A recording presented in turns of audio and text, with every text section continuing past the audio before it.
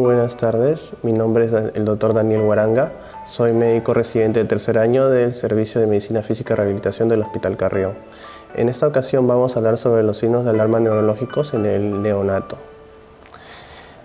Debemos recordar que algunos de los signos de alarma que pueden presentarse en el neonato pueden ser un llanto débil, pueden ser el trastorno del estado de vigilia, presencia de convulsiones o que los reflejos arcaicos se mantengan débiles o ausentes o incluso que se persistan después del tiempo prudente en el que se van a dar, que haya asimetrías a nivel del tono, de la actividad y reflejos, y a nivel visual puede haber una ausencia de la respuesta pupilar a la luz de la linterna y a nivel auditivo una ausencia de estas respuestas reflejas ante un sonido.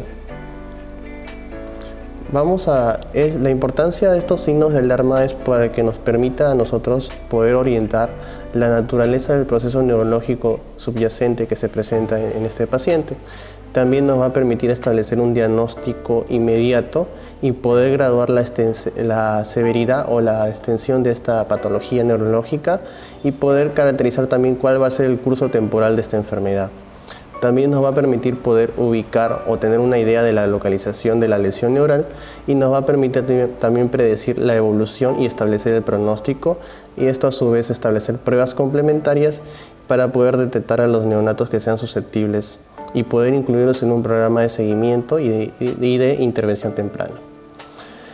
Y también posteriormente poder valorar las intervenciones terapéuticas que vamos a realizar en ellos. Es importante mencionar la historia clínica.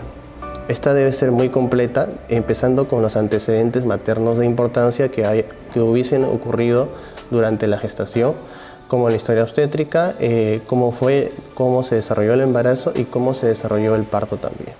Y posteriormente complementarlo con un examen físico-neurológico completo. Por ejemplo, cuando hablamos de una pobre succión, debemos tener en cuenta que este es un signo de alarma característico y muy frecuente en los neonatos, y haciendo una revisión de la historia clínica vamos a encontrar que puede haber ocurrido un riesgo de infección o quizás se hubiera presentado un episodio de asfixia, por ejemplo. Entonces, haciendo un examen físico vamos a encontrar que puede que haya fiebre, dificultad respiratoria, letargia, distensión abdominal o malformaciones evidenciables o un bajo peso.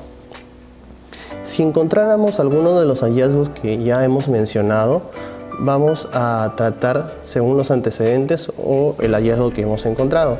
Pero si no encontráramos nada de lo que hemos mencionado, podríamos pensar o valorar el nivel de glicemia. Si este nivel de glicemia se encontrara menos de 40, pues obviamente se va a administrar la glucosa. Y si no se encontrase normal, vamos a buscar otros trastornos metabólicos, como una hiponatremia, hipocalemia, hipocalcemia o acidosis. Y también verificar las técnicas de administración. Cuando hablamos, por ejemplo, de una apnea, que esta se define como la ausencia de esfuerzo respiratorio por 20 segundos o más acompañada de bradicardia, debemos también hacer una historia y un examen físico exhaustivo, medir la glicemia y considerar siempre un hemograma y un análisis de líquido cefalorraquídeo. Si puedo determinar la causa, si no la puedo determinar, debo entender que es un prematuro de 34 semanas o menos. Si la respuesta es sí, puede tratarse de una apnea primaria, y en este caso ya el manejo sería con oxígeno o teofilina y posteriormente referirlo. Si puedo determinar la causa, estaré pensando en apneas de causa secundaria, como una apnea obstructiva por una mala posición o malformación, o como una interrupción brusca del flujo de oxígeno, o una hipoglicemia o una infección misma. Y aquí vamos a tratar según la causa que hayamos encontrado, buscando una posición adecuada, manteniendo el oxígeno, dando glucosa o dando antibióticos si fuese un proceso infeccioso, y si responde al tratamiento lo continuamos de una forma efectiva. Cuando hablamos de convulsiones, hablamos de movimientos involuntarios que no van a cesar al sostener la extremidad afectada. Aplicamos las medidas generales y siempre es importante valorar el nivel de glucosa.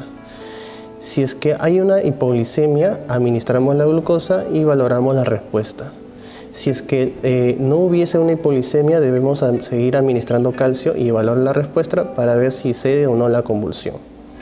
Si en el caso que no se diese, debemos valorar otro tratamiento anticonvulsivante y valorar la respuesta. Si cede esta convulsión, si no cede, debemos continuar con la administración de piridoxina y evaluar la respuesta. Cuando hablamos de hipotonía, debemos preguntarnos siempre si esta ha estado presente desde el nacimiento. Si la respuesta es sí, y nos debemos preguntar si hubo alguna dificultad a nivel de lo que sería durante el parto. Si la respuesta es sí, probablemente pueda ser un trauma en el mismo acto del parto, en el sistema nervioso central. Puede haber también un trauma cervical o una hidrocefalia poshemorrágica. Si la respuesta es que no hubo una dificultad en el parto, debemos valorar la presencia de malformaciones como cromosopatías, infecciones congénitas o una encefalopatía degenerativa. Si es que no hay presencia de malformaciones y sigue persistiendo la hipotonía, debemos valorar si hay otras personas con hipotonía dentro de la familia para valorar enfermedades neuromusculares o encefalopatías crónicas o degenerativas.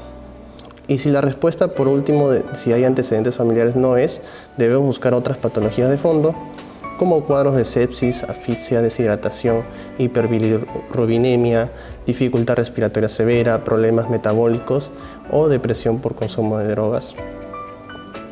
Y se va a establecer un diagnóstico. Para hacer un examen neurológico correcto en los neonatos, debemos valorar el nivel de alerta, debemos valorar los pares craneales, el examen motor en lo que vamos a valorar lo que es el tono, la postura y la movilidad del neonato, sus reflejos primarios y por último un examen sensorial. Empezando por el nivel de alerta, esta es la función neurológica más sensible que va a depender de la integridad de varios niveles del sistema nervioso central. Vamos a valorar la apertura ocular espontánea, el patrón respiratorio, los movimientos y el llanto. Este nivel de alerta varía dependiendo de la última toma de alimentos. Es importante también la presencia de estímulos externos y el momento para valorar debe ser entre las tomas de alimento. Ya cuando hablamos de menos de 28 semanas, encontramos mínimos periodos de vigilia. A partir de las 32 semanas ya abre los ojos sin la necesidad de estimulación y a las 36 semanas ya encontramos un llanto vigoroso. También debemos valorar la atención que este neonato presenta estímulos auditivos o visuales y si se encontrase irritable o letárgico.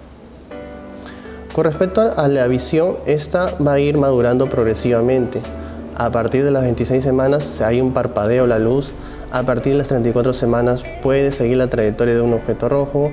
A las 37 semanas ya dirige la mirada hacia la luz. Recordar que la visión alcanza su grado de maduración máxima recién a partir de los 7 u 8 años. Con respecto a los movimientos extraoculares, vamos a poder valorar el tercer, cuarto y sexto par craneal. Encontramos los ojos de la muñeca a las 25 semanas y estos van a persistir hasta los 2 meses. Podemos encontrar también una desviación ocular ipsilateral a partir de las 30 semanas y una mirada conjugada con movimientos espasmódicos. Y por último, también continuando con la evaluación de los pares, a nivel de la sensibilidad facial y musculatura masticatoria vamos a encontrar muecas que van a iniciar hacia el lado estimulado y también vamos a poder valorar estos pares a través de la succión y mordida del neonato. Con respecto a las expresiones y movimientos faciales, encontramos los movimientos palpebrales, el pliegue nasolabial y las comisuras labiales. Con respecto al octavo par craneal, para valorar la audición, encontramos que recién a partir de las 26 semanas encontramos primeras respuestas incipientes de sobresalto y parpadeo, una mejor respuesta a la voz humana y el umbral auditivo de los recién nacidos suele ser de 40 decibeles. La succión vamos a valorar el quinto, el séptimo y el duodécimo par craneal, la deglución con el noveno y décimo par craneal y esta ya empieza a tener una coordinación adecuada en las 34 semanas y también valorar el reflejo nauseoso y por último valorando el undécimo par craneal.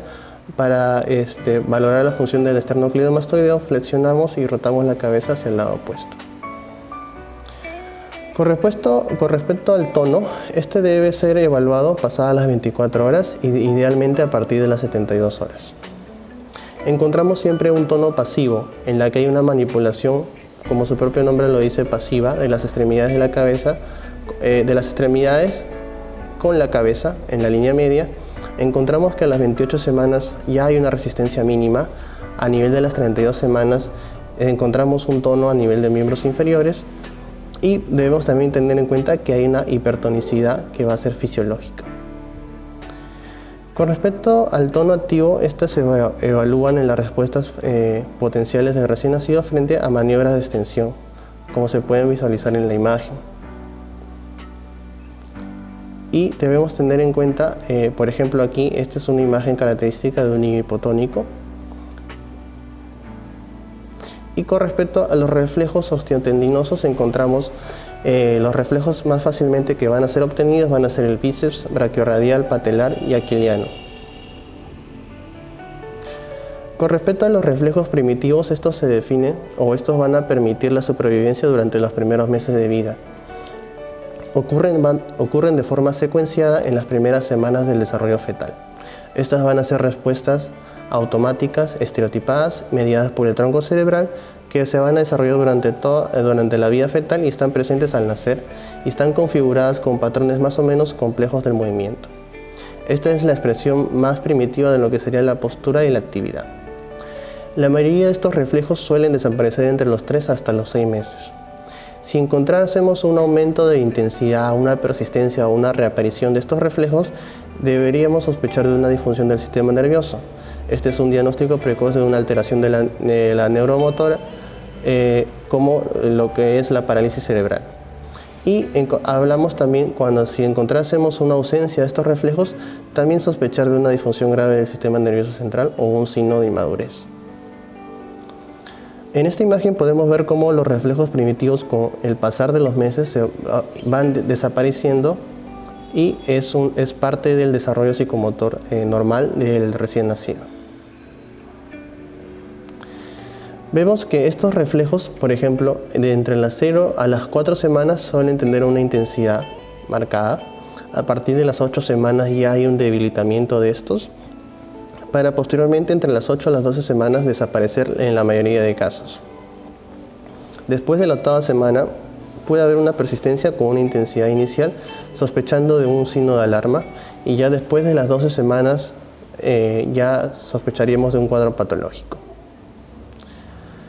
Los reflejos cutáneos principales que suelen ser evaluados son la presión palmar. Este suele aparecer a las 28 semanas, desaparece entre los 3 y 4 meses. La presión plantar, como se ve en la imagen, también aparece entre las 28 semanas y desaparece entre el 9º o máximo 10º mes. Y el reflejo de Galán, que también está presente hasta las 2 a 4 semanas. En este video podemos ver el ejemplo de lo que sería el reflejo de Galán. Este va a estar presente hasta el 2º a 4º mes. Su persistencia tras el primer trimestre nos va a orientar ya en una amenaza de una disinesia. Y su ausencia precoz, un posible desarrollo espástico. Con respecto al reflejo de búsqueda, encontramos que este es un reflejo primitivo cutáneo de índole nutritivo. Va a estar presente desde el primer trimestre y se le atribuye un nivel de integración a nivel bulbopontino. También el reflejo acústico facial, el niño va a responder a los estímulos de los sonidos como las palmadas y está presente a partir del 10º mes de vida. El reflejo óptico facial, al acercar la mano a los ojos del niño, estos ojos van a parpadear y está presente a partir del 3º a 4º mes de vida. El reflejo de Badkin también se produce la apertura de la boca al presionar ambas palmas del bebé, está presente hasta la 6ª semana, y el reflejo de succión también. Aquí un ejemplo o un breve resumen de los reflejos extensores, solamente para mencionarlos. Es importante evaluar la simetría de los movimientos para descartar problemas como traumas a nivel del plexo braquial. También este reflejo, que es el tónico cervical asimétrico, va a estar presente desde el 2º hasta el 6º mes. La marcha asimétrica va a estar presente hasta el 3er mes. Y eso sería todo. Muchísimas gracias.